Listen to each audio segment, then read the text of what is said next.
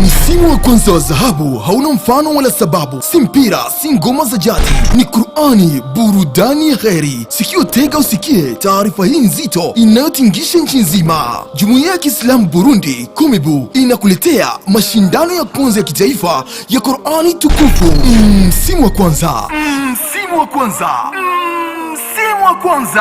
Jumla ya vijana 30 mahiri na waliobobea kutoka mikoa yote ya Burundi, yani Bujumbura, Buhumuza, Burunga, Butanyerera na Gitega watashindana vikali katika makundi yafuatayo: juzuu 10 washiriki 10, juzuu 20 washiriki 10 na juzuu 30 washiriki 10. Yani vijana 30 wakali wanashuka uwanjani jamani, siku ya Jumamosi tarehe 29 Agosti mwaka 2026 kwenye uwanja wa mpira Umucho Stadium Muinga kuanzia saa 1 kamili asubuhi. Siku hiyo njia zote zinaelekea Umucho Stadium, maana mshindi wa kwanza kabisa katika kategoria ya juzuu 30 atajinyakulia zawadi ya kihistoria ya dola 5,000 za Marekani. Tukio hili kubwa la kitaifa litapambwa rasmi na uwepo wa Mheshimiwa Mufti wa Burundi Sheikh Salum Nayabagabo, ambaye atakuwa mgeni rasmi akiongoza viongozi wakuu wa kitaifa na kidini.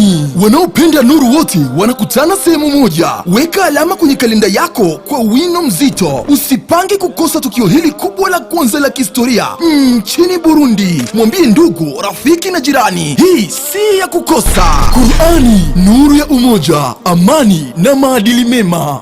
والروح والريحان يا دائم الترتيل للذكر والتنزيل.